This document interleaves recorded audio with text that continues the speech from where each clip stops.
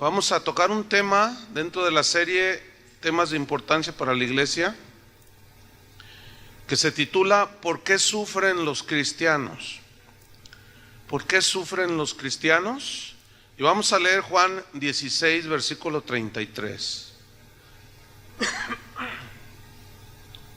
Dice así: estas cosas, ¿ya lo tiene? Estas cosas os he hablado para que en mí tengáis paz.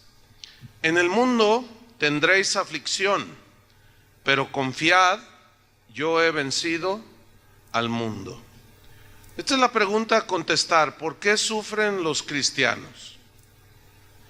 En realidad el sufrimiento en los seres humanos es algo que es inherente, es parte de la vida, pero no solo de cristianos, sino también de no cristianos.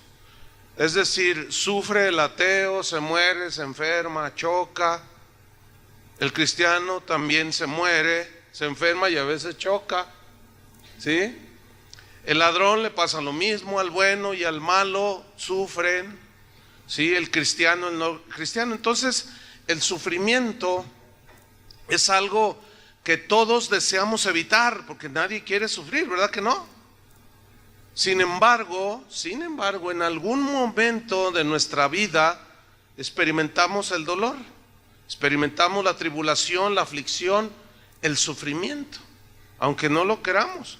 El problema con los cristianos es que hay un mal entendimiento en cuanto a si los cristianos sufren o deben de sufrir, se deben de enfermar o no. El razonamiento o el mal entendimiento está en una mala interpretación de estos versículos. Vamos a Isaías 53, versículo 4 y 5. Fíjese qué importante es interpretar lo mejor posible la Biblia para no fundamentar nuestra fe en malas interpretaciones. Isaías 53, 4 y 5, seguramente ustedes lo han escuchado esto muchas veces, y en base a una mala interpretación es que se han desarrollado doctrinas que a la vez han dañado la vida espiritual de las personas. Dice Isaías 53, versículo 4 y 5. Dice así: ciertamente llevó él nuestras enfermedades. Habían leído este texto, ¿verdad? Llevó él nuestras enfermedades. Aquí llevó nuestras enfermedades. Esta palabra enfermedades en el hebreo significa angustias, significa sufrimientos, ansiedades, miseria, quebranto. Dice, y él llevó nuestras enfermedades y sufrió nuestros dolores. Ahora, cuando se lee, algunos cristianos cuando leen esto dicen, él llevó nuestras enfermedades, y lo interpretan como que ya no me debo de enfermar. Él ya se las llevó, ya no me debo de enfermar. Sufrió nuestros dolores, él ya los sufrió por mí, entonces yo ya no tengo que tener dolor en esta vida. Dice el versículo 5, mas él herido fue por nuestras rebeliones, molido por nuestros pecados, el castigo de nuestra paz fue sobre él. O sea, yo tengo que tener paz siempre. O sea, yo no tengo que tener sobresaltos ni adversidades, porque él ya pagó el castigo para que yo tuviera paz. Y por su llaga fuimos nosotros sanados. Entonces, si fuimos sanados, fuimos curados, entonces ya no debemos de enfermarnos. Pero la pregunta es esta: ¿seguimos teniendo dolores? ¿Seguimos teniendo angustias? ¿Nos seguimos enfermando? Entonces, ¿cómo interpretar eso? ¿A qué significa ese versículo?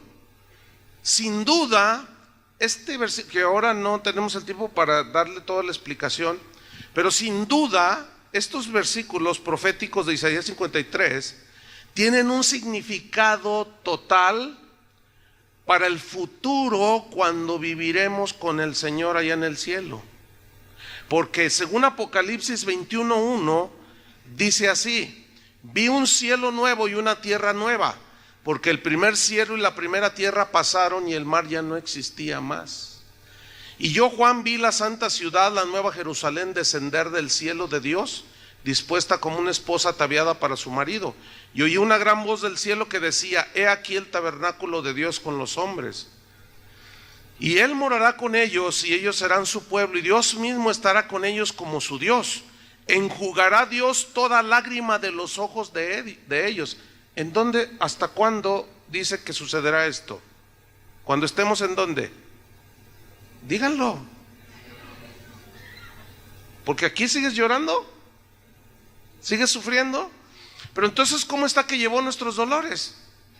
Si te sigues enfermando, entonces ¿cómo que ya llevó todas nuestras enfermedades? Sí, sí las llevó, efectivamente. Porque para todos los que hemos recibido a Cristo, cuando estemos con Él, se cumplirá totalmente esta profecía de Isaías 53. Hasta que lleguemos allá se terminará todo. Estamos en un mundo y estamos sujetos a las leyes de este mundo. Se cae un ateo, se tropieza, y también un cristiano se tropieza y se cae y se rompe la boca. Son las mismas leyes que gobiernan. El ateo se hace viejo, nosotros nos hacemos viejos. Al ateo le duelen las rodillas porque se hizo viejito, también al cristiano le duelen las rodillas porque se hizo viejito. Entonces dice: enjugará Dios toda lágrima de los ojos de ellos, y ya no habrá muerte. ¿Aquí hay muerte? Entonces, ¿cómo está que Él llevó todo eso? ¿Verdad? Ni habrá más llanto. ¿Hasta dónde se completará todo eso? Hasta que estemos allá. Ni clamor, ya no habrá clamor, ni dolor. ¿Aquí hay dolor? ¿Te duele cuando se te muere un familiar? Entonces, dice: porque las primeras cosas pasadas. Ahora bien, hay un principio de interpretación de la Biblia que debemos de recordar, que es el siguiente: la Biblia se interpreta en su conjunto, o sea, en su conjunto, porque no podemos tomar textos aislados, porque de otra manera se corre el riesgo de malinterpretar los textos. Sí dice Isaías 53 que Él llevó nuestras enfermedades, sí dice que llevó nuestros dolores, pero no significa que en este mundo, mientras Cristo venga o nos vayamos con Él, ya no vamos a tener nada de eso. Eso no significa. De otra manera, ¿cómo podemos entender lo que Jesús dijo? Estas cosas les he hablado para que en mí tengáis paz. En el mundo tendréis ¿qué? Entonces, ¿cómo entender eso? Si Él ya se los llevó y luego nos dice: pero mientras estés en el mundo vas a tener aflicciones. Entonces, ¿cómo entenderlo? ¿Está entendiendo? ¿Cómo entender, por ejemplo, Filipenses 2:26? Búsqueme Filipenses 2:26. Si Pablo hubiera entendido eso, entonces algo anda mal en Pablo y algo anda mal en la misma Biblia, que se contradice. Pero la Biblia no se contradice, hermanos. Filipenses 2:26, búsquelo ahí rápido. Dice así, Filipenses 2:26, porque habla acerca de un cristiano llamado Epafrodito. O sea, ¿cómo entender esto entonces? Dice: porque él tenía gran deseo, o sea, Epafrodito, de veros a todos vosotros, a los filipenses, y gravemente se angustió, Epafrodito, porque los filipenses habían oído que Epafrodito había ¿qué? O se enferman o no los cristianos, pues ¿que no llevó Él nuestras enfermedades? Sí las llevó, pero aquí nos seguimos enfermando. Ahora, ¿Él sigue siendo sanador? Sí, y si ya se las llevó y ningún cristiano se debe de enfermar, entonces ya no es sanador. Entonces, ¿cómo entender que sobre los enfermos pondrán sus manos y sanarán? Entonces, ¿cómo entender lo que dice Santiago? ¿Hay algún enfermo entre vosotros? Llame a los ancianos de la iglesia y únjale con aceite en el nombre del Señor. No, la Biblia no se contradice, pero se debe de entender en todo su conjunto. Entonces, ¿cómo entender esto que Epafrodito se había enfermado? Versículo 27. Pues en verdad, dice Pablo, estuvo enfermo. Fíjense cómo no dijo: reprendo eso, no lo recibo. Epafrodito no tiene nada, no tiene nada, no tiene nada por fe. ¿Se fijan que no dice eso? ¿Qué dice Pablo? En verdad estuvo enfermo, Pero miren lo que dice, a punto de morir. Pero Dios tuvo misericordia de él. Y no solamente de él, sino también de mí, para que yo no tuviese, ¿qué? Pues no, que todo es gozo y victoria y que gloria a Dios. Entonces, ¿cómo entender todas esas escrituras? Si él ya se llevó el castigo de nuestra paz, fue sobre él. Lo que sucede es que todo eso tiene un sentido netamente espiritual y que se complementará en el futuro. Por ejemplo, mi papá ya está con el Señor, se murió hace unos años. Él ya no tiene llanto ni tristeza, ya no se enferma, ya no llora, ya no se preocupa, ya no se angustia, ya no le cobran la renta, ya está feliz allá. Segunda Timoteo 4:19. Aquí está otro cristiano llamado Trófimo, otro cristiano, discípulo de Pablo. Mira lo que dice 2 Timoteo 4:19. Saluda a Prisca y Aquila y a la casa de Onesíforo. Son unas instrucciones de Pablo a Timoteo. En el versículo 20, mira lo que dice. Erasto se quedó en Corinto. Y luego miren lo que dice Pablo. Y a Trófimo dejé en Mileto. ¿Cómo lo dejó? Bueno, entonces Pablo era un hombre de fe, ¿sí o no? ¿Qué pasó allí? Yo estoy seguro que sin duda oró por él, pero no se sanó. Pablo tuvo que seguir su travesía, pero lo dejó enfermo. ¿Qué pasó allí? Noten cómo Pablo no interpretó aquellos textos como los interpretan hoy algunos cristianos. Mal.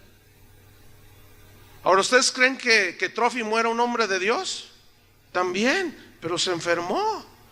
Entonces, ¿cómo entender estos textos si él llevó todas nuestras enfermedades y los cristianos ya nos enfermamos, ya nos sufrimos, ya pare de sufrir? Ese nombre es de lo más aberrante que pueda haber, es de lo más antibíblico que pueda haber, que alguien le pudo haber puesto a una iglesia, pare de sufrir.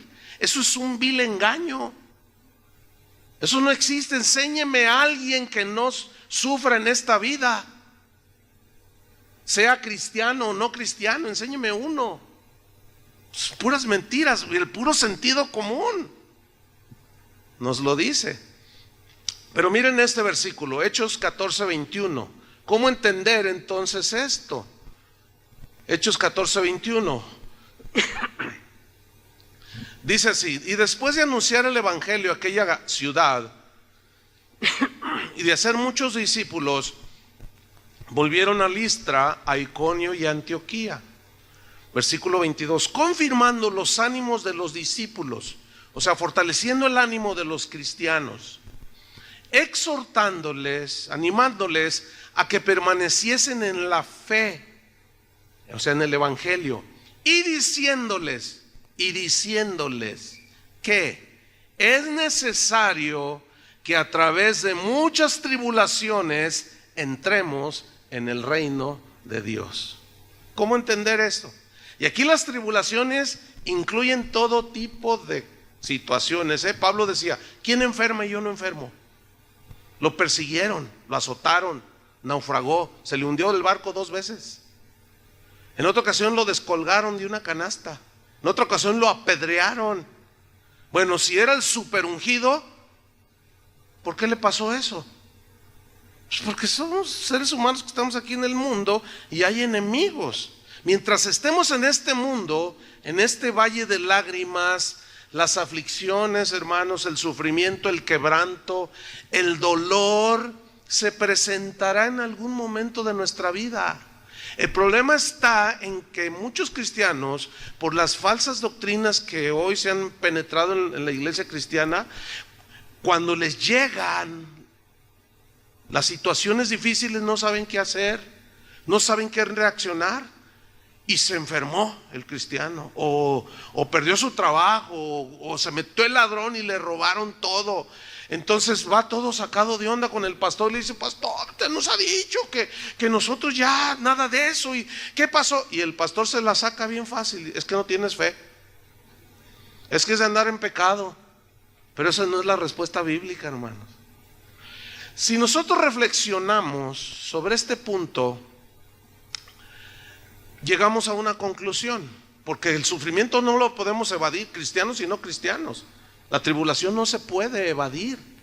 Pero si reflexionamos al respecto, llegamos a esta conclusión: es mejor sufrir con Cristo que sin Cristo. Porque el que sufre con Cristo tiene fe, tiene paz en medio de la tormenta, tiene consolación. Y sin Cristo no tienes nada de eso, porque de todas maneras el sufrimiento se va a presentar tarde que temprano. Entonces yo les voy a mostrar en la Biblia nueve razones por la cual sufrimos los cristianos. 9. Y hay más, pero nada más les voy a recetar 9.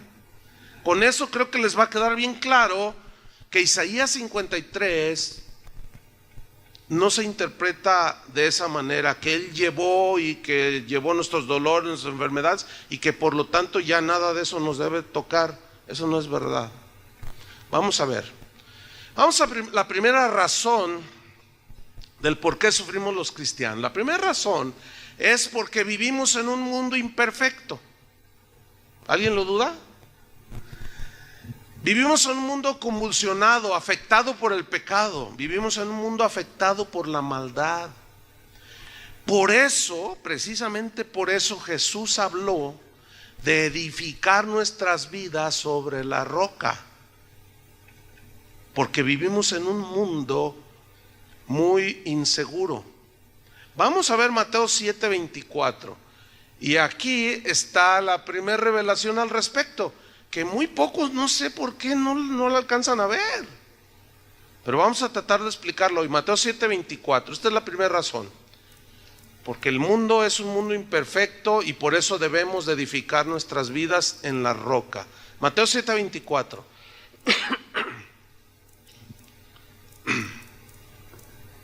Dice así: cualquiera pues que me oye estas palabras se refieren a todo el capítulo 5 y 6 de Mateo, que es el sermón del monte.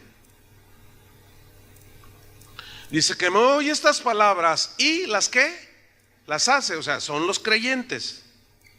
Aquí está hablando del creyente, ¿sí? Que oye y las hace, le compararé a un hombre prudente que edificó su casa sobre la roca. Ahora, note el versículo 25. Está hablando del creyente que oye y hace lo que Jesús dijo. Y es un hombre prudente que edificó sobre la roca. Ahora versículo 25. Mira lo que le viene. ¿Descendió qué? Lluvia.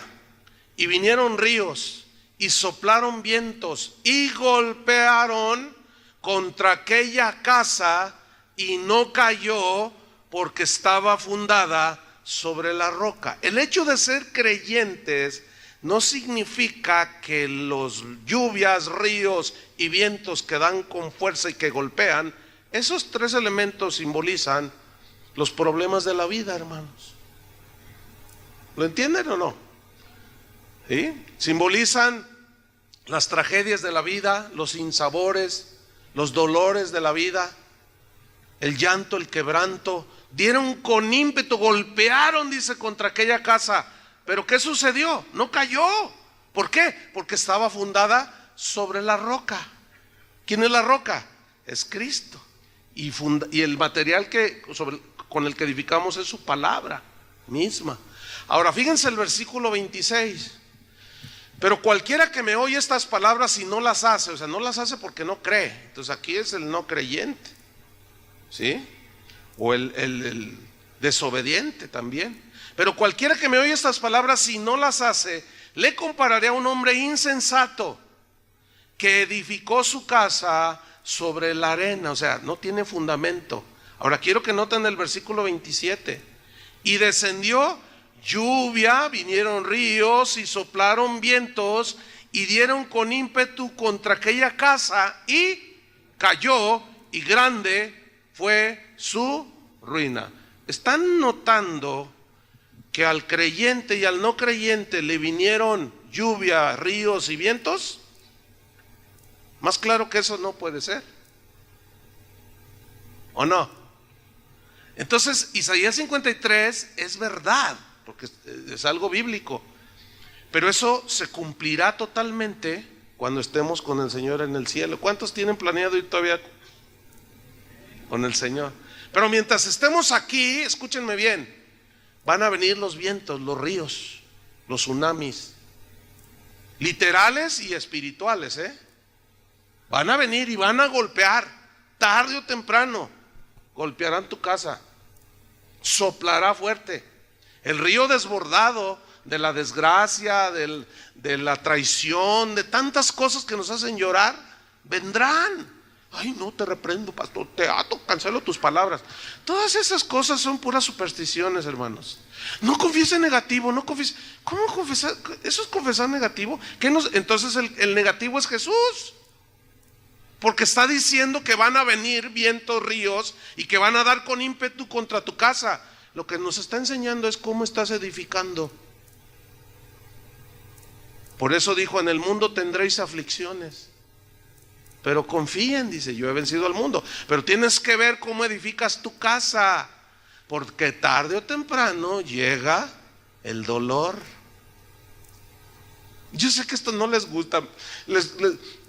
A la gente le gustaría más que le enseñaran cómo, qué sé yo, cómo ganar todo el mundo y cosas de esas le gusta a la gente. El problema es que a toda esa gente que le enseñan eso, cuando viene la tragedia, cuando viene el llanto y el dolor, cuando se desborda y el tsunami los arrastra, no saben qué hacer esa gente.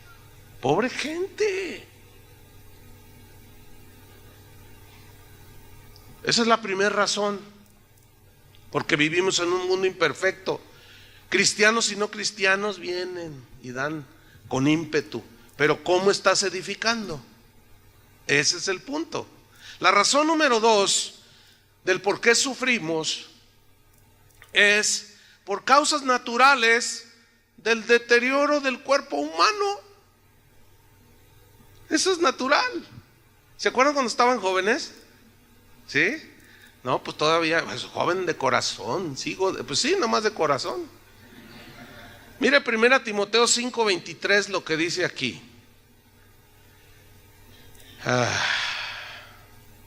1 Timoteo 5:23. Pablo le dan una instrucción, un remedio a Timoteo. Y mire qué versículo dice: ya no bebas agua. El agua de Palestina hasta la actualidad es mala. Sí, aunque le hagan tratamientos, es mala para beber. Dice, ya no bebas agua, sino usa un poco de vino por causa de tu estómago y de tus frecuentes, ¿qué? Bueno, entonces, ¿cómo está eso? ¿Cómo está eso? ¿Qué le sucedió a Timoteo? Timoteo, por lo que se ve en otros versículos, aparentemente era un hombre débil de constitución física. ¿Sí? Entonces él padecía del estómago, su digestión no era buena. Es muy probable que sufría estreñimiento o extrañamiento, como quiera usted decirlo. Y tener estreñimiento es algo bien doloroso. ¿Por qué? Porque la digestión no se le completaba. ¿Por qué? Bueno, hermanos, vivimos en un mundo imperfecto. Este cuerpo, por causa del pecado, ciertamente envejece, se deteriora. El otro día, hace una semana, estaba hablando con una hermana de aquí que ha de tener, no sé, 90 años. Me dice, ay, pastor. Yo le dije, ¿cómo está? Dice, ay, pastor, dice, me duelen los tobillos, me duelen las rodillas, me duele la espalda, me duele la cintura, me duelen los hombros, ay, el cuello, todo me duele. ¿Por qué? Y le dije, ay, abuelita, pues usted ya está bien ruquita. Ay, pastor, siempre bromeando. Le digo, mire, pues todo por servir se acaba. ¿O qué quiere estar como una jovencita aquí brincando y danzando y todo el asunto? Digo, pura lógica, no les estoy diciendo nada fuera, ninguna revelación profunda. Cuando naciste y te empezó a crecer el pelo, algunos ya ni tienen. Otros, pues, ¿qué te duele a ti? A ver. A mí me duelen mucho las piernas de estar parado. Y cuando termino de aquí, no estoy ahí, reprendo en el nombre de Jesús, reprendo el dolor. ¿Cómo voy a reprender? Pues es natural que si estoy parado desde las 6 de la mañana y hasta las 3, 4 de la tarde, es natural que me duelan las piernas, ¿sí o no? Y no está ahí, demonio de dolor, demonio de puras tonterías son esas, hermanos. Entonces escuchen bien, el cuerpo por naturaleza se deteriora. ¿Cuántos usan lentes? Pues veo un buen número. Pues yo tengo que usar. Ya no tengo la vista de un jovenazo así. No. Aunque me operé, puedo ver de lejos. Veo aquellos números y veo el que está durmiendo allá. A ver, despiértate. Pero estos lentes tienen aquí una graduación que solamente son para leer, porque ya los necesito para leer.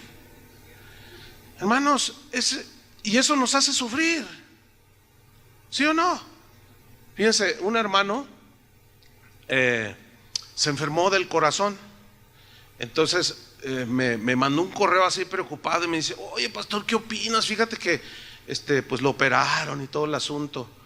Y me dice: pero estoy preocupado porque el doctor me recetó que me tomara un vaso pequeño de vino tinto. Dice, porque eso es bueno para el corazón. Y dice, la Biblia dice que los borrachos se van a ir al infierno. ¿Ven cómo confunden todo? Entonces Timoteo se va a ir al infierno. ¿Qué pasó allí? Aquí le está dando un remedio. ¿Conoces remedios? Por ejemplo, yo ahorita ando un poco mal de la garganta. ¿Conoces un remedio? Me van a llover los remedios. Pues los reprendo a todos. Porque él ya llevó mis enfermedades. A ver, entonces, ¿cómo entender eso? Pues de tanto hablar, oiga, el instrumento que yo más uso es la voz.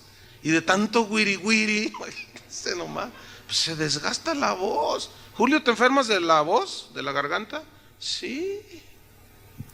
¿Qué pasa ahí entonces? Lo que pasa, hermanos, es que tenemos que ser bien realistas por causas naturales, y eso trae dolor, sufrimiento. Yo he estado enfermo en ocasiones en que me han tenido que hacer cirugía, en otras Dios me ha sanado.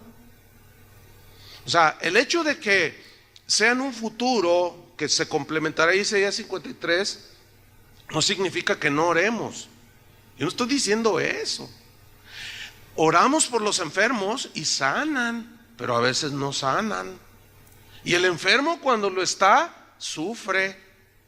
¿No es cierto? ¿Han estado alguna vez enfermos? ¿Sufres? Esa es otra razón. La tercera razón por la que sufrimos los cristianos es por la maldad de la gente. La maldad de la gente. Vamos a 2 Timoteo 4:14. 2 Timoteo 4:14. Yo les voy a leer este versículo en la versión Palabra de Dios para Todos. Pero en síntesis usted lo verá, es lo mismo. 2 Timoteo 4:14. Pablo le está dando una instrucción a Timoteo. Y miren lo que le dice. Dice, Alejandro, así se llamaba este hombre, el herrero, en su Biblia dice el calderero, pero el herrero pues hace calderas, ¿no? Entonces, Alejandro, el herrero, me trató muy mal. Así dice aquí. En su versión dice, me ha causado ¿qué? Muchos males que afligieron a Pablo. No da detalles. Pero luego el Señor, aquí en esta versión, dice aquí el texto, el Señor lo castigará por lo que hizo. ¿Cómo dice en la versión de ustedes? El Señor le pague conforme a sus males. O sea, hay gente mala que nos hace sufrir, ¿sí o no? Hay gente mala que nos hace sufrir, que te agrede, que te roba, que te hace un montón de cosas. Ahora, fíjense bien. Cuando un cristiano se convierte por la ignorancia todavía de la palabra de Dios, y esto nos pasa, supongo, a todos los que nacemos de nuevo, nos convertimos a Cristo y no sé por qué, pero eso es algo que sucede, que pensamos que todo el mundo, empezamos a abrazar a todo el mundo, amamos a todo, hasta al diablo le damos un abrazo. Y a todo el mundo le decimos, y nos volcamos en el amor de Dios y todo, y no nos damos cuenta que hay gente mala. No sé si les pasó eso. Y luego, como ya eres cristiano, pero todavía falta conocimiento de muchas cosas, no sabemos cómo conducirnos en la vida. Entonces resulta que un día te diste cuenta que el vecino, el hijo del vecino, el muchachito de enfrente, se metió a tu casa y te robó una bicicleta. Entonces tú dices, no, pero pues yo soy cristiano. Bueno, ni modo, soy cristiano, ¿verdad? Y luego se vuelve a meter a los 15 días. Y luego llega un momento en que ya van 25 veces que se mete. Y tú, no, pues, pero es que pues yo soy cristiano y pues los cristianos no hacemos la guerra. ¿Para qué están las leyes? Romanos capítulo 13 dice que las leyes están para castigar al malo. ¿Qué significa eso? ¿Que podemos usar la ley o no? Claro que sí. Pero los cristianos, al faltar este conocimiento y este entendimiento, decimos, no, lo único que sí se nos prohíbe es ir a juicio con un cristiano. Dice, con ellos no vayas a juicio, arréglense acá, perdónense. A Pablo, cuando lo apresaron y lo golpearon y les dijo, ¿saben una cosa? Se metieron en problemas porque yo soy romano.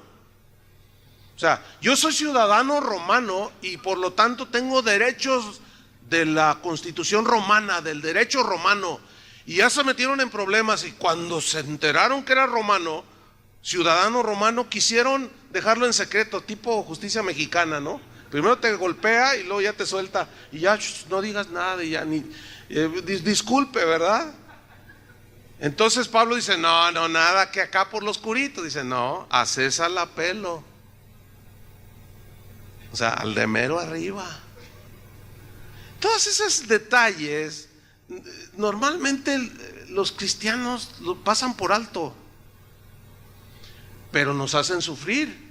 Porque, ¿qué harías tú si sabes quién fue el que te robó el auto? O el que asaltó a tu esposa, o qué sé yo. ¿Puedes ir a denunciarlo a la policía? Sí. Para eso está la policía. Claro que al rato lo dejen suelto, pues ese es otro asunto. Pero que podemos hacerlo, sí. Yo sé que esto no es común que lo escuchen algunos cristianos, porque me están viendo así como... Porque hay otras preguntas muy normales, muy lógicas. Me escriben, pastor, ¿debe un cristiano ir a la guerra? Ese sería otro tema. La respuesta es sí, pero ahí se las dejo.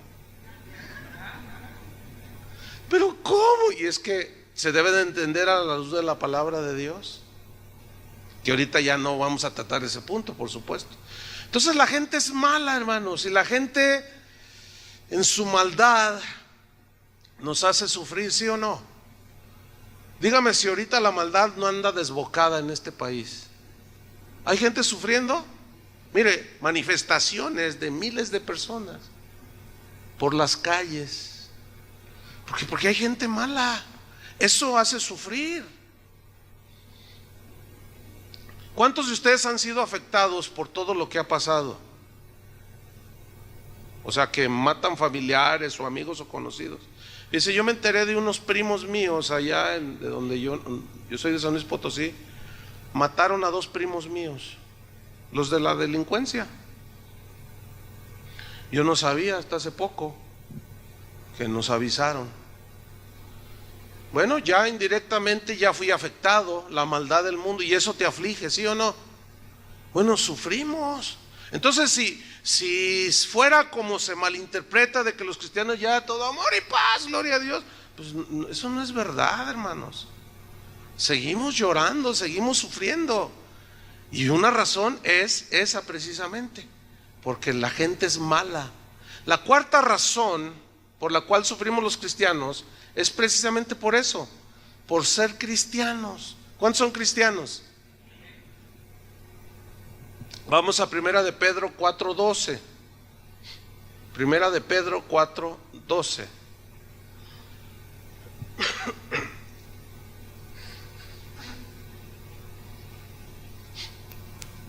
Dice así, voy a leer. ¿Cuál es la cuarta razón? Por ser cristianos. Dice así, Primera de Pedro 4:12. Amados, mira cómo lo dice Pedro, amados, no se sorprendan del fuego de prueba que os ha sobrevenido, como si alguna cosa extraña os aconteciese. Quiero subrayar la frase fuego de prueba. ¿Cuál era el fuego de prueba a la que se refiere Pedro aquí? Aquí era la persecución por ser cristianos. Ustedes saben que Nerón le echó la culpa a los cristianos del incendio de Roma. Ellos no fueron, fue él mismo el que le prendió y le echó la culpa a los cristianos, simplemente porque los odiaba. Mira, muchos cristianos de una manera muy idealista, muy inocente, creen que porque se convierten ya todo el mundo los va a amar. Es al contrario, hermanos. No, llegan diciéndole a la gente, ya me convertí, ya no fumo, ya no le pego a mi esposa, así como para decir, ya acéptenme todos. Y resulta que dice, ya no me quiere mi suegro, ya no me quiere mi mamá, ya no me quiere ni mi esposa, ya ni mis hijos me quieren. ¿Qué está pasando, pastor? Porque eres cristiano. ¿Qué cosa, no? El otro día hablaba con una persona, un varón. Me dijo, pastor, ore por mí. Dice, estoy sufriendo mucho.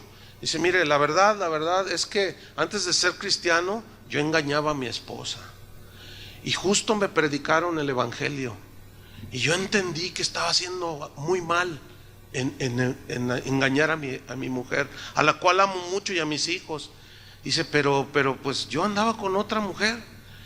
Entonces me convertí, me arrepentí y dejé toda, corté con esa relación. Entonces mi esposa me empezó a ver que yo había cambiado y me preguntó, oye, ¿qué te pasa? Tu cambio es bien notable. ¿Qué estás haciendo? ¿Qué?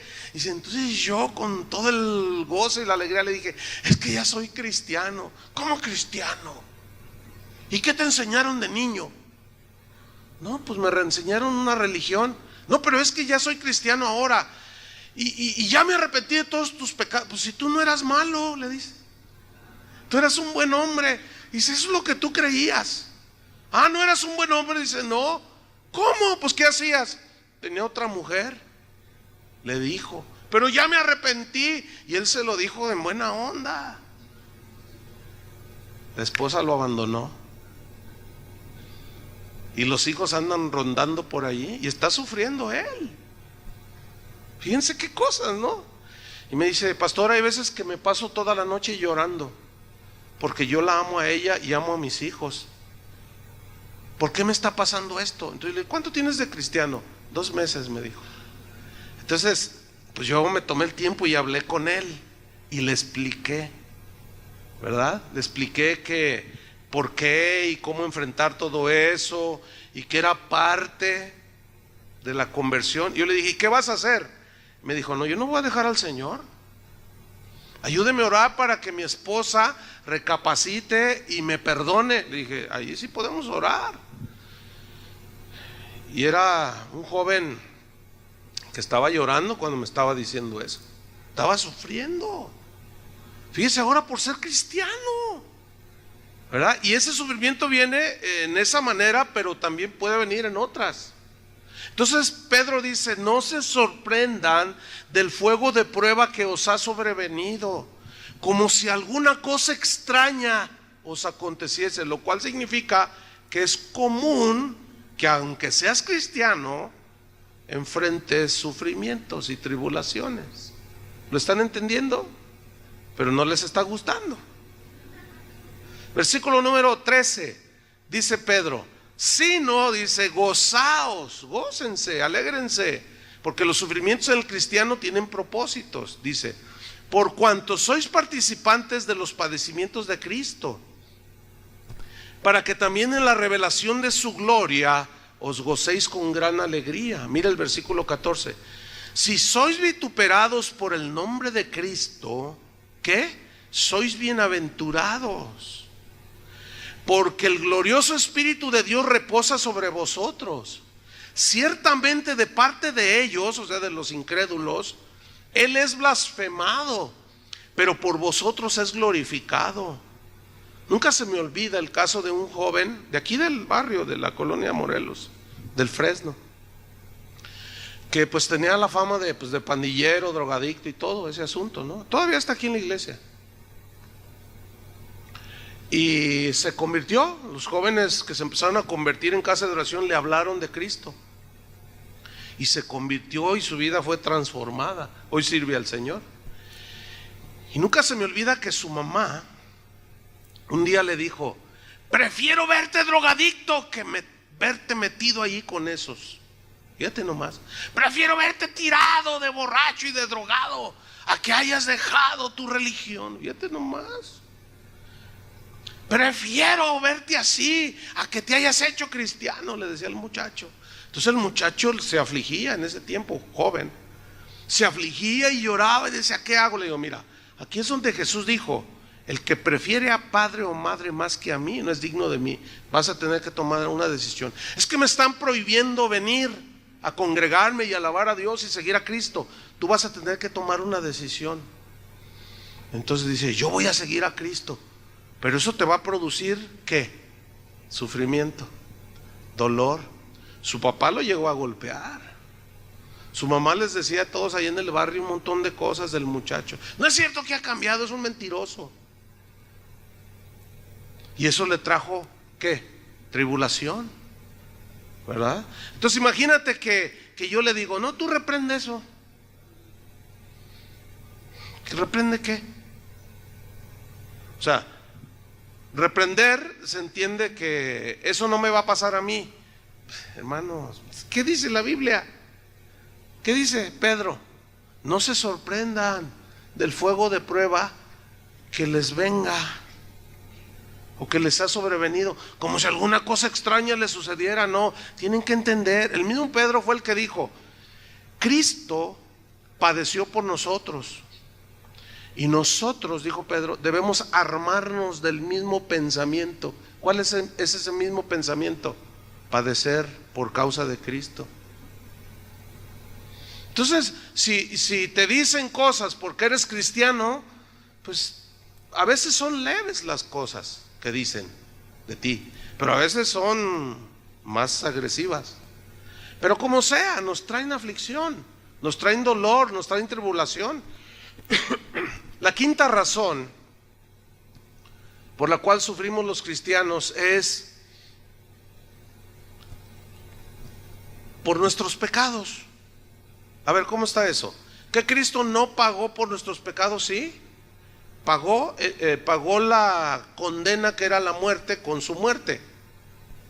Pero a lo que se refiere a la Biblia es que cuando nosotros los cristianos pecamos, tenemos consecuencias por nuestros pecados. ¿Sí? Vamos a leer allí mismo en Primera de Pedro, pero en el versículo Primera de Pedro 4:15, allí mismo está la quinta razón, que es por nuestros pecados. Dice: así que ninguno de vosotros padezca como homicida, o ladrón, o malhechor, o por entrometerse en lo ajeno. Pero si alguno padece como cristiano, no se avergüence, sino glorifique a Dios por ello. Fíjate lo que está diciendo aquí: que ninguno padezca de una manera inútil, por decirlo de una manera, sin propósito, por ladrón. Mire, yo me he encontrado a gente que realmente es cristiana, nacida de nuevo, pero que cometieron pecados. Fíjense, ayer, justamente después de la reunión, se presentó una persona. Me dijo: pastor, dice, yo conozco al Señor desde jovencita, o sea, hace como 30 años, me dijo. Y yo siempre caminé con el Señor, pero hubo una tentación en mi vida y decidí hacer lo que me estaba sugiriendo la tentación. que era meterse con un hombre casado que la pretendió, y ella sabiendo que era casado, fíjense, cristiana. Dice, pastor, usted no se imagina lo que he sufrido. Le digo, no, más o menos, porque la Biblia dice. Dice, pero ¿cómo terminar con esto? Le dije, bueno, ¿cómo está con esa relación? Todavía estoy con él. No, es que todo se me ha volteado, es que, y lloraba. Pero sí soy cristiana. Le digo, mire, como no la conozco, no lo puedo dudar, pero por ciertas cosas que me dijo, yo asumí que sí es nacida de nuevo, pero está en un pecado. Entiende que Dios no puede y nunca va a aceptar. Entonces está padeciendo mucho como consecuencia de su pecado, ¿sí? Como consecuencia de su desobediencia. Y se sufre también, aunque este sufrimiento, bueno, sabemos que Dios todo lo hace, lo permite.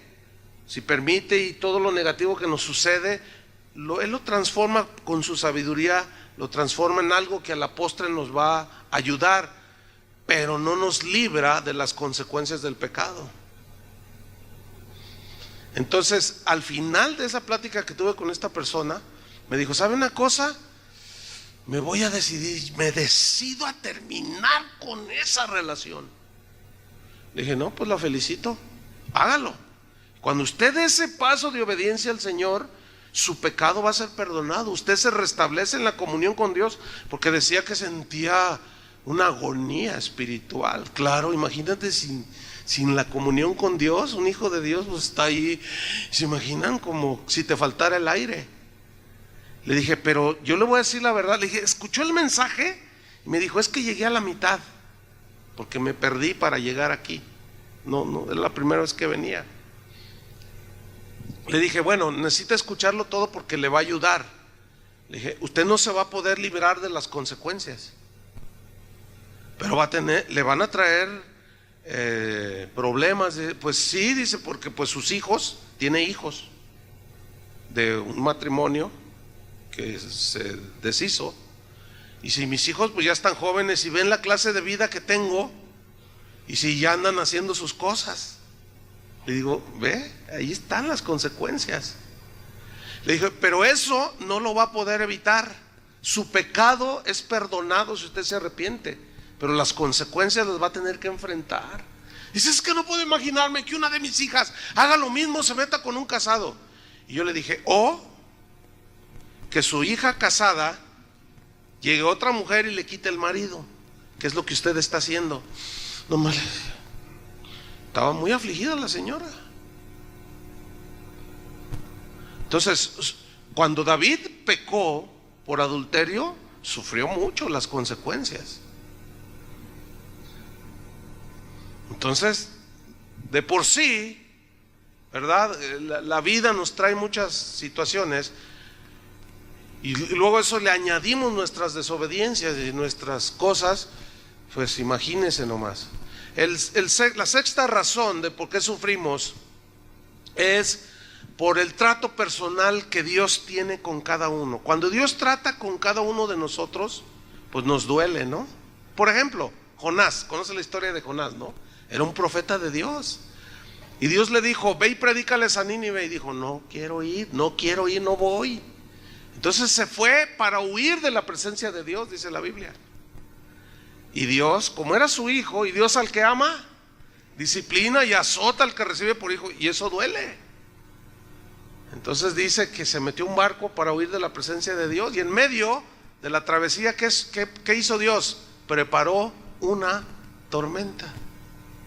Lo que dijo Jesús, ¿se acuerdan? Para tratarlo, para tratar su desobediencia.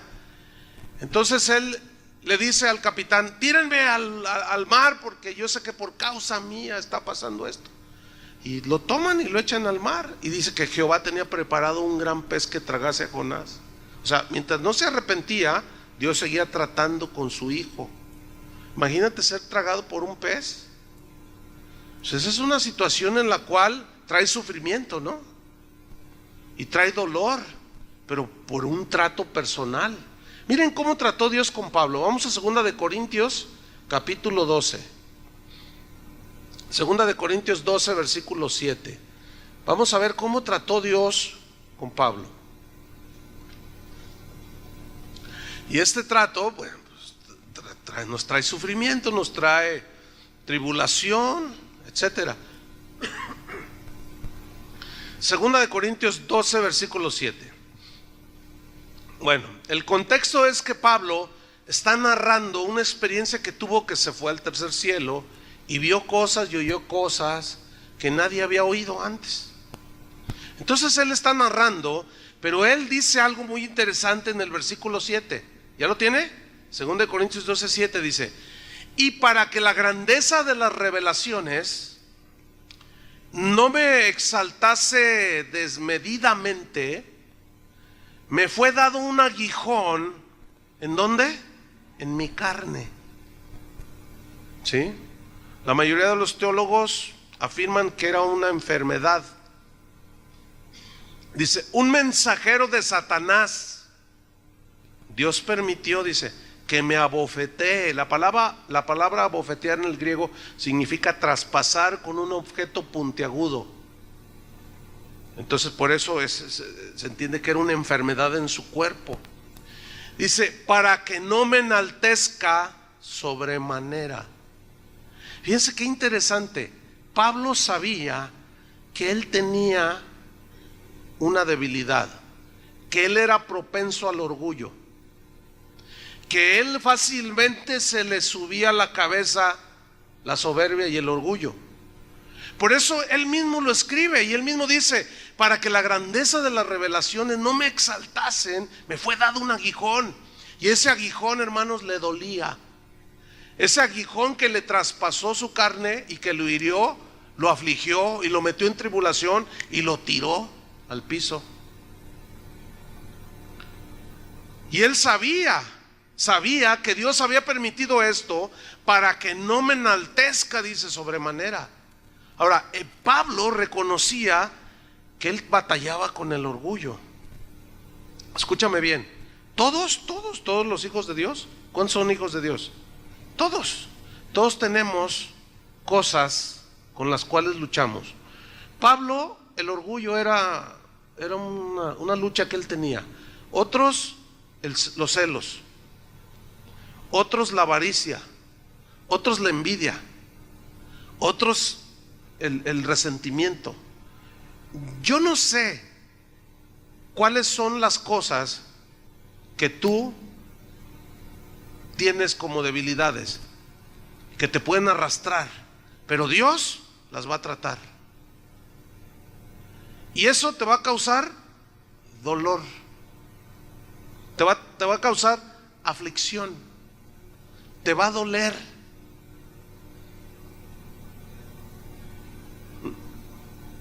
¿Les gusta eso? ¿Pero es necesario? Están muy así. Yo sé lo que algunos están diciendo. Están diciendo, no, sí, pero pues yo voy a orar para que no me pase nada. Yo voy a atar ese asunto. Yo no lo acepto, lo rechazo. Yo cancelo todo eso. Yo soy hija de Dios triunfante. Y nada de eso pasaré yo porque yo soy victoriosa. Bueno, vamos a ver lo que le pasó al victorioso Pablo, que no creo que le lleguemos ni a los talones, Versículo 8. Ahí está traspasado, abofeteado en su carne, para que no se enorgulleciera. Versículo 8, le dolía, respecto a lo cual 3 veces he rogado al Señor que lo quite de mí. 3 veces. ¿Por qué quería que Dios se lo quitara? Porque le dolía, hermanos, porque lo tenía en aflicción. Dice, y me ha dicho, ¿qué le dijo Dios? Bástate mi gracia. O sea, en otras palabras le dijo, no, necesito tratar contigo. Y para que no te me salgas del huacal, necesito pisotear tu orgullo, Pablo. Y la manera que he decidido Tumbar tu orgullo es tumbándote a ti. ¿Y te duele? Sí, me duele. Pablo, bástate mi gracia. Y le dice el Señor, sigo en el versículo 9, porque mi poder se perfecciona en la debilidad. La palabra debilidad en el griego significa enfermedad del cuerpo. Fíjense nomás. Cuando usted está enfermo, está débil, ¿no es cierto? Con un simple dolor de cabeza que usted traiga, se siente débil y lo que quiere es acostarse y se siente todo desganado, débil. Entonces dice, mi poder se perfecciona en la debilidad. O sea, cuando tú te sientes ya débil, que no estás tú atenido a tu sabiduría, a tus propios recursos. Dice, por tanto, dice Pablo, él recibió esta revelación. Por tanto, sigo en el versículo 9. Por tanto, dice, de buena gana me gloriaré, me gozaré en mis debilidades, para que repose sobre mí el poder de Cristo, por lo cual, por amor a Cristo, me gozo en las debilidades. Dice, en afrentas, en necesidades. ¿Qué más? En persecuciones, en angustias. ¿Ven cómo no está diciendo no recibo esto? ¿Ven cómo no está diciendo él ya llevó todos mis dolores, ya llevó todas mis aflicciones? ¿Qué pasó con Isaías 53, Señor? Me estás fallando. ¿Verdad que no está diciendo eso? Porque Pablo entendía que eso se dará hasta que lleguemos al cielo. Mientras aquí podemos tener salud, pero a veces se cae la salud. Podemos tener una bonanza económica, pero al rato se puede acabar.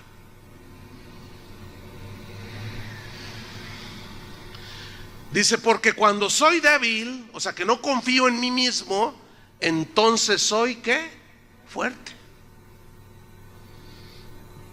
Si nosotros llegamos a entender esto que Pablo entendió, habremos dado un paso muy importante dentro de la vida cristiana.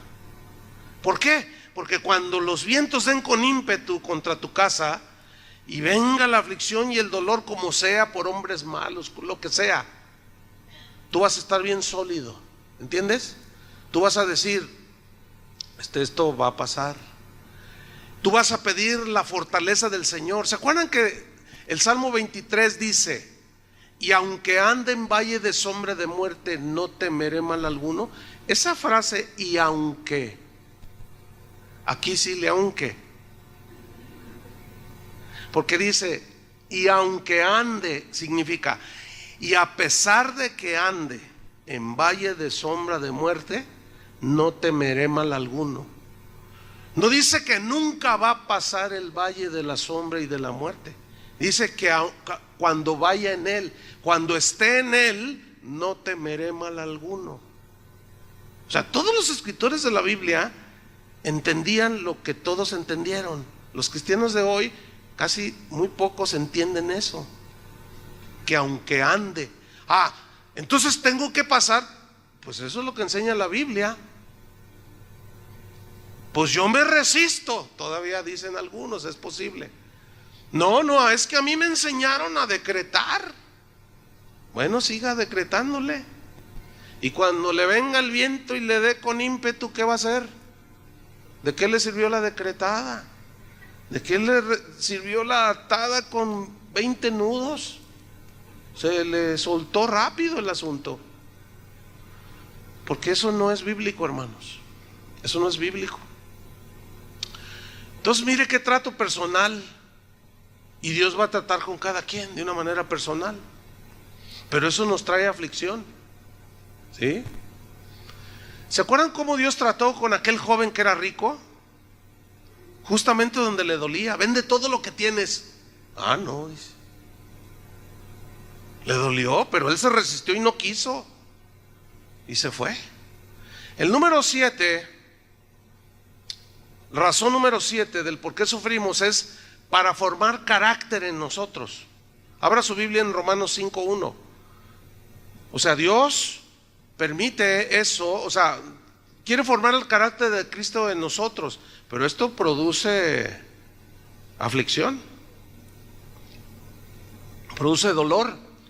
Dice Romanos 5:1: justificados pues por la fe, ¿qué tenemos? Paz para con Dios por medio de nuestro Señor Jesucristo. O sea, hay paz con Dios porque ya fue saldada la cuenta de pecado. Dice, por quien también tenemos entrada por la fe a esta gracia, en la cual estamos firmes, y nos gloriamos en la esperanza de la gloria de Dios. ¿Qué significa esto? Nos gloriamos que un día vamos a estar en la eternidad con Dios, con su gloria, en su gloria. Nos gozamos por eso, porque algún día todo se va a acabar. Pero luego mira lo que viene el versículo 3. O sea, piensa en el futuro eterno, pero luego entra en la realidad en el versículo 3. Dice, y no solo esto, o sea, me glorío en el futuro que viene increíble para nosotros, sino que también nos gloriamos en, ¿qué dice? En las tribulaciones que son presentes, sabiendo, y este verbo es muy importante, sabiendo. En el griego significa entendiendo, teniendo la información requerida, sabiendo que la tribulación produce, ese verbo producir habla de dar un fruto, ¿sí? Produce algo que es bueno para nosotros. ¿Qué produce según aquí? Paciencia. Paciencia en el griego significa aguante sólido. Aguantar de una manera firme y sólida, pero con alegría. ¿Qué? Las pruebas, las aflicciones de esta vida, porque tenemos una esperanza que nadie nos va a quitar, que es estar con Él allá en el cielo, donde Dios enjugará toda lágrima. Ya no habrá más llanto, ni tristeza, ni dolor, porque todo eso pasó. Pero mientras aquí, Dios tiene que formar el carácter de su Hijo y formarnos sólidos para que cuando vengan estas cosas nosotros resistamos con solidez. Y la tribulación produce ¿qué? Entonces, paciencia, que es un fruto, ¿sí? Y la paciencia produce ¿qué? Prueba. Y la prueba, esperanza. Pero aquí la palabra prueba significa carácter. Significa carácter. Ahora, hay algo aquí muy interesante que quiero comentarles. Les he compartido en otras ocasiones, pero lo quiero sacar de nuevo. La palabra carácter viene de una palabra griega, charácter, pero el carácter en realidad era una máquina que inventaron en aquellos tiempos con las cuales hacían las monedas, que consistía básicamente en que vaciaban a medio hacer sólido el metal de oro, plata. Entonces ellos hacían un molde con la figura del César o de lo que se quisiera. Entonces esa maquinita, para plasmar esa imagen, el que fabricaba las monedas cargaba todo su peso en la maquinita, y la moneda salía ya con la imagen del César o de lo que se quisiera poner, un águila, lo que sea. Y la palabra carácter significa imagen, da la idea de una imagen. ¿Se acuerdan de Jesús cuando dijo, ¿de quién es esta moneda?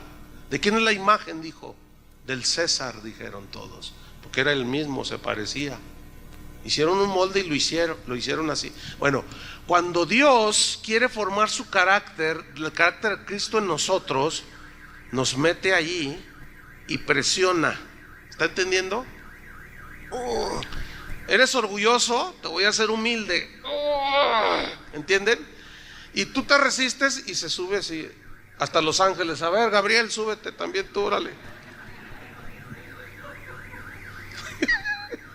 Y el arcángel Miguel llega y se para encima y está brincando allí, y tú te resistes, pero el Señor te quiere ser paciente, perdonador, justo, generoso. Quiere formar su carácter en nosotros. Entonces mira cómo toma sentido el versículo. Dice que nos gloriamos en las tribulaciones, sabiendo que la tribulación produce paciencia, la paciencia carácter. Y el carácter te hace sólido para tener esperanza. Y la esperanza no avergüenza. ¿Cuál es nuestra esperanza final? Que un día allá en el cielo se va a acabar todo. ¿Están entendiendo? Porque el amor de Dios ha sido derramado en nuestros corazones por el Espíritu Santo que nos fue dado. Entonces el amor de Dios nos sella. Y por amor a Él, y con paciencia y con carácter, soportamos todo, porque sabemos que esto es pasajero. Pablo decía que esta leve tribulación momentánea produce en nosotros un eterno peso de gloria. ¿Por qué decía momentánea? Porque no se puede comparar 70, 80 años que vive un ser humano con toda la eternidad. Por eso es algo como un soplo. Hay una historia a la par de la historia bíblica que habla que cuando a Pedro lo llevaban al martirio, recuerdan que lo crucificaron de cabeza.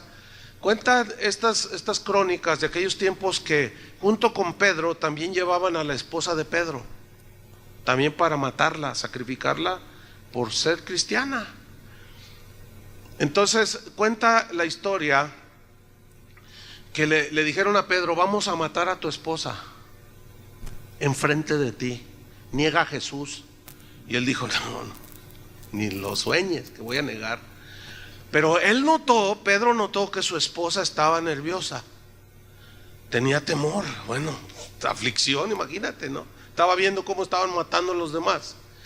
Y dice esta crónica histórica a la par, por ahí yo lo leí en un documento muy antiguo, que Pedro le decía: mujer, no claudiques, es solo unos segundos, es rápido, aguanta, le decía. Y la empezaron a martirizar y la mataron enfrente de él, pero fueron unos minutos nada más. Y era cierto, nada más unos minutos. No niegues a Jesús, le gritaba. La mataron enfrente de él. Cuando le tocó su turno, lo iban a crucificar. Y él dijo: no soy digno de que me crucifiquen como a mi Señor. Y lo crucificaron boca abajo. Así murieron, fíjate. Y él dijo: nada más en un momento, es un momento. Aguanta. Nada más es lo que nos queda de vida, hermanos, aquí. Aguanten. Porque tenemos una esperanza sólida, que allá en el cielo ya no habrá más llanto, ni tristeza, ni dolor. ¿Cuántos dicen gloria a Dios?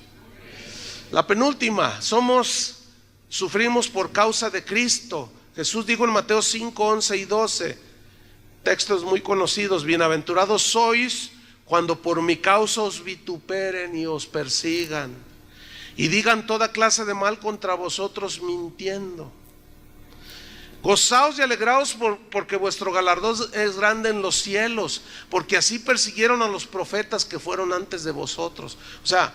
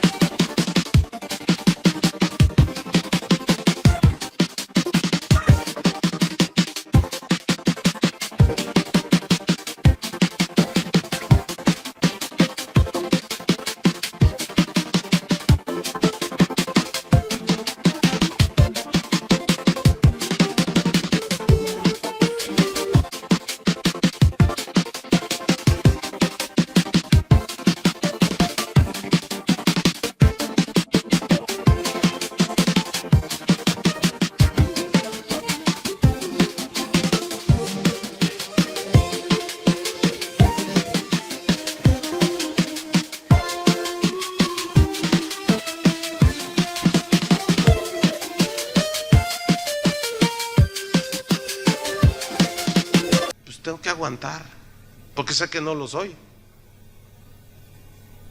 Bienaventurados sois, dice, cuando por mi causa os vituperen. Entonces, bueno, pues eso causa aflicción. Y luego a veces tienes que estarle contestando a veces los hermanos me escriben: pastor, defiéndase. No me voy a defender. ¿Cómo voy a defender?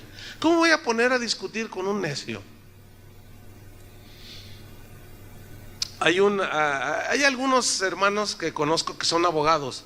Me dicen: oye, hermano, hay que sacarle un sustito a este, porque lo que está diciendo son puras mentiras, y como ya es público, tú le puedes meter una demanda. Uno me dijo: mira, págale $150,000, yo te llevo el caso. Dice: y ese dinero lo donas a los niños ahí llegas allí, das tu donativo. Le dije: no, yo no podría hacer eso. Dice: mira, es caso ganado, pastor. Lo ganamos, porque todo lo que ha dicho esta persona y es público, y te está calumniando. Es en Estados Unidos. Dice: y le hacemos la demanda ya y se la ganamos. Le dije: no, yo no, en ese caso yo no puedo hacer una cosa así. No lo voy a hacer. El diablo me está tentando. No, para nada, no. No, dinero así no. Y último, hermanos, hay un sufrimiento por querer vivir piadosamente. 2 Timoteo 3:12, este es el último.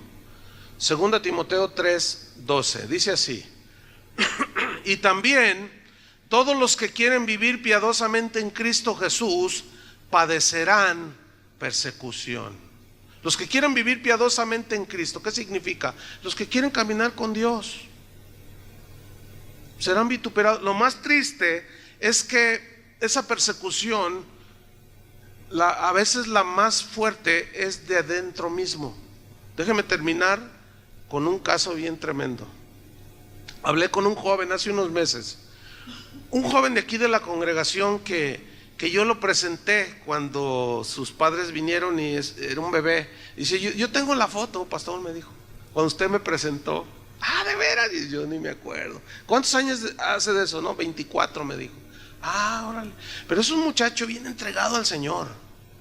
O sea, siempre está ahí, es un adorador, de esos jovencitos bien entregados que como dijo Juan, me da mucho gusto ver que mis hijos andan en la verdad. Y a mí me da mucho gusto ese joven, ¿verdad? Y me dijo: pastor, te voy a decir algo. Dice: fíjate que mis papás me echan carrilla. ¿Cómo que te echan carrilla? ¿Por qué?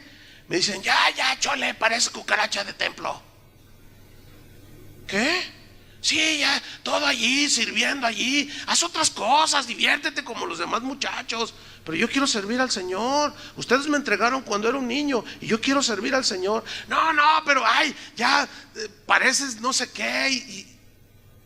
Y que les dice: mira, papá, mira, mamá, con todo respeto, si ustedes son tibios, yo no quiero ser tibio. Si ustedes son desleales, infieles a Dios, ese es un asunto suyo.